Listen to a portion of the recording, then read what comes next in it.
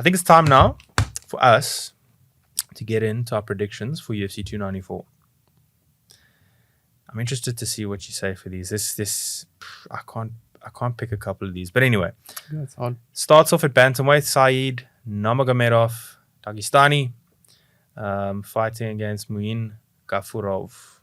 Saeed Nurmagomedov 17-3. Gafurov 18-5-0, 18-5. They're both coming off a loss. Actually, Nurmagomedov just lost to Martinez. Yeah. And Gafurov, I'm going to call him Muin, lost his UFC debut. We got pretty much a mixed martial artist in Nurmagomedov versus a BJJ/Sambo expert from Tajikistan Yeah. in Muin. What are you saying for this one? Saeed. Got Saeed as well. Yeah. More complete. Yeah. Much more complete, I feel. Yeah, also just more experience. He's he's very scrappy. Other than like just doing general Sambo stuff, I think on the feet he's very active. You know? I think that stylistically will give him some advantage at least. I agree with you. I think I didn't pick the round. I actually didn't pick the method. That's going to be interesting. TKO. I'm gonna go TKO. I think I'm gonna go TKO round.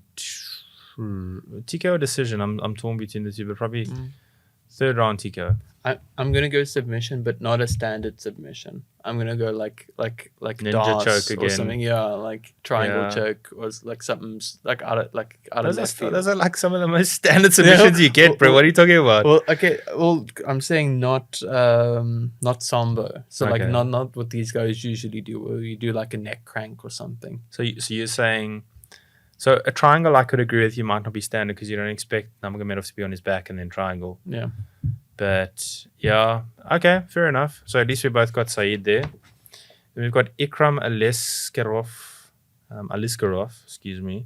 versus Warlley Alves. Aliskerov is 14-1 on a 6-fight win streak, also Dagestani, Yeah. versus Alves on a 2-fight losing streak, 14-6. Strangely enough, beat Colby Covington years ago. Crazy. He's But also the favorite. who? Alves? Alves. Seriously? Yeah, he's the betting favorite. Damn, dude, really? Yeah, and Ikram he's ranked, so I don't know why. Are you sure he's the betting favorite? Yeah, it's plus 100 for Ikram and minus 120 for Alves. I'm definitely going for the underdog in this one. I'm going for Ikram. Yeah, man. Alves 7-6 in the UFC is a bit of a veteran, even though he's only 2 years older. I think he's 2 years older. Yeah, I'm going for Ikram. Yeah, same. Also go TKO. Didn't say round 2, possibly. I'm just gonna. Yeah, I'm going. Ikram's just been very impressive. Yeah. What's the method? I'm gonna go submission again. I have a feeling this is gonna be very submission heavy. Other than like Abu Dhabi and like everyone's from Kyrgyzstan. No, not Kyrgyzstan. Dagestan. Yeah. Gonna wear him down probably. I mean, if it's 2 rear naked chokes, then that would be great, I guess, for your call. So okay, then we got Mohammed Ankalaev versus Johnny Walker. This is gonna be a fight, eh? So Ankalaev is 18-1-1. Just drew his last fight with Jan Blachowicz, which a lot of people felt he should have won, even Jan himself. Yeah, literally. Johnny Walker, 21-7, been very, very up and down. What are you saying for this one? This one is a very hard one to pick, but Ankalaev. Yeah. How? How? Decision. I think quite a good scorecard as well. So it's going to be like 3-round fight, right? So it's like 30-26 or something. So I'm also going to go Ankalaev. I think he should have beat Jan. I think he's en route to a title shot next when he wins. I think he should be I think he should be fine for a title, honestly. Yeah, I also think so. I think Johnny Walker, he's very up and down. He's super entertaining. I love Johnny Walker. Like, he's entertaining in and out of the ring. Yeah. The octagon. But he's very easily hit. And Ankalaev's got nice power. Like, really nice power. Yeah. And yeah, I think he's just got a couple of holes in his game, Johnny Walker, even though he's improved in the last while. But I think the fact that I think it's going to be hard for it to go to decision 30-26, because for it to go 30-26, you're going to have to take a lot of shots. Yeah. I don't think he can handle a lot of shots from Ankalaev. So I think Ankalaev. I'm again gonna go probably a stone cold KO. Walker Johnny's just lost to too many of the top guys, and he's really easily hit. That's fair. I think also like he's very flashy and like he frenzies, and I don't think that's gonna work with Ankalaev. I think that Ankalaev's just gonna keep his distance and like counter him. I don't know. Yeah, that's a good call. That might be TKO. No, I'm going KO. KO. Stone cold out. That is a good one as well. So I don't know. I think what we should do is, if we get the same results, we should go into the bonus round of who calls the what. most accurate. Yeah. So if it's okay, we'll get to it at the end actually, because we still have to see if we're actually, what's the point of explaining it if we're not going to have the same results. So now we get to the tough. Maybe not tough results. The first one was a change up. Kamaru Usman stepping in to replace Paulo Costa, middleweight, to fight Khamzat. Yeah. Khamzat 12-0. Kamaru Usman 20-3. Lost his last 2 fights. Welterweight champion previously, stepping up to now fight at middleweight. One of the greatest welterweights of all time. One of the greatest welterweights of all time. I wonder how they made the choice on Kamaru, though. Like, not didn't they have? Well, no, I don't think Dricus would have ever wanted to step in there. Not because he doesn't want to fight them. I just think he would rather wait, for what he feels is his title shot, being the number 1 contender. It's just like there was an alternate for the main event, so surely there'll be an alternate here, or do they just do it for the main event? Because this is like a main event. But the main event alternate didn't get picked. Exactly. Yeah. So I don't know how they did it, how they picked it. It makes sense. Like, that should have been the fight from the start. Yeah. Just like the main event should have been the fight from the start for me. Yeah. So I guess it's always in the back of their minds. But I don't know how they chose that, because Cannonier could have been an alternate like he was for the title fight. You could have been like, hey, listen, Dricus, you messed up by not fighting Izzy. This is the UFC's viewpoint. You messed up by not fighting Izzy. Step in here. All's forgiven. Step in on short notice and fight Khamzat. And I think, weight cuts and all that kind of stuff, and probably you got to plan well in advance, especially on a South African. Well, you can get a visa on arrival, I guess, but I mean, that was probably always out of the question. So anyway, whatever the reason is, we have Kamaru Usman stepping in now. What are you thinking? First of all, how do you think the fight's going to go before you make the pick? It's on. This was the hardest one for me to pick, and so Kamaru is so good. He's so good.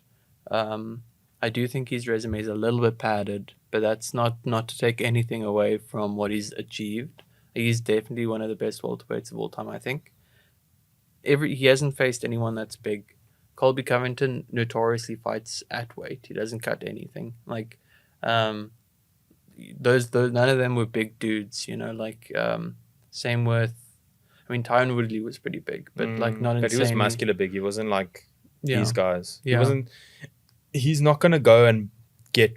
He doesn't have a bigger frame like these guys. Yeah, and that's going to be a big factor. I don't think you can take someone down and grind them as long as Kamaru needs to implement his game plan, as you can do with Khamzat. He's just like he's big. I can't remember when we said this, but that when the first time they thought of doing Kamaru Usman versus Khamzat, I still said, I think we might have both echoed this, but at middleweight it favors Khamzat, but at welterweight it favors Kamaru for a multitude of reasons. I still stand by that.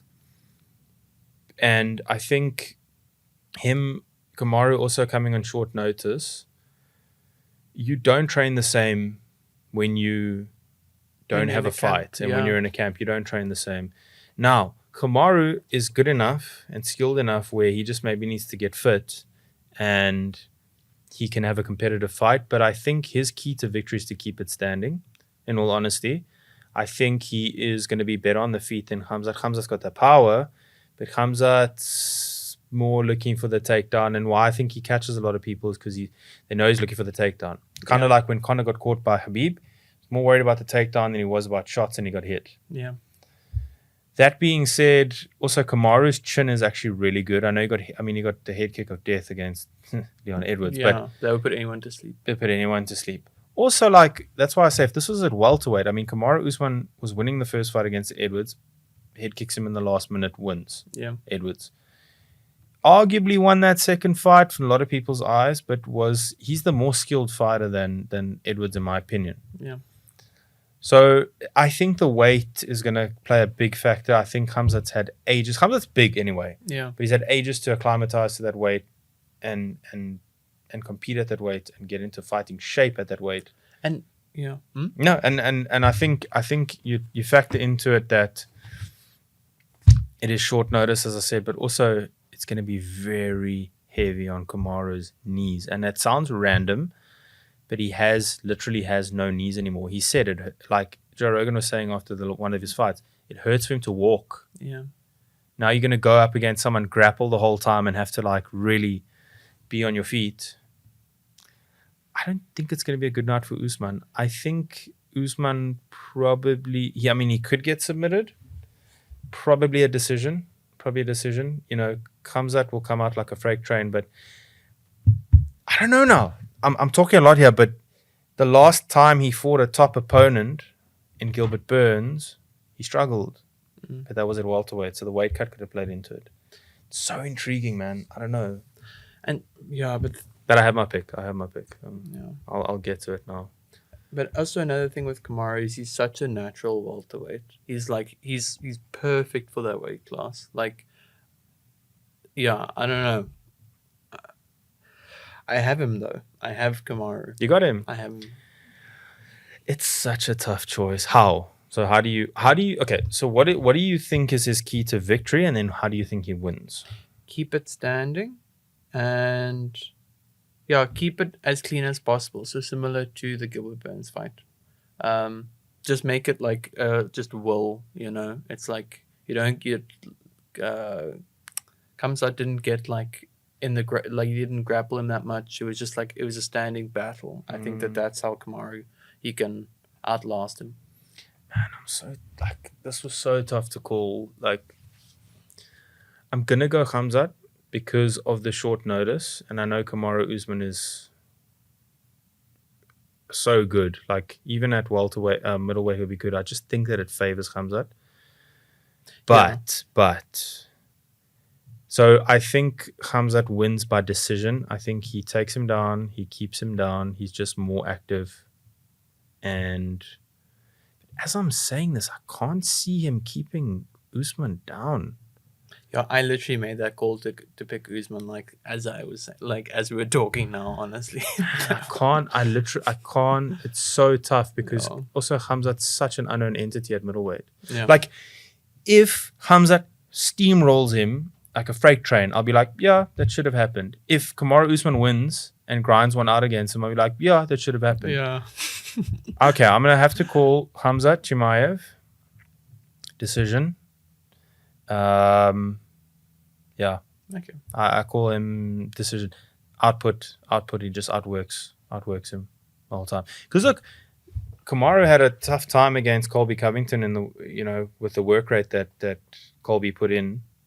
But Colby's also he's just volume, you know. Yeah, but Khamzat's also volume if he needs to be, and he's bigger and he's stronger, and he comes at you. Yeah, I see what you mean. So I think, look, I mean, if Kamaru wins, it sets up a rematch with Strickland, which puts him in with a chance to be a welterweight and middleweight champion.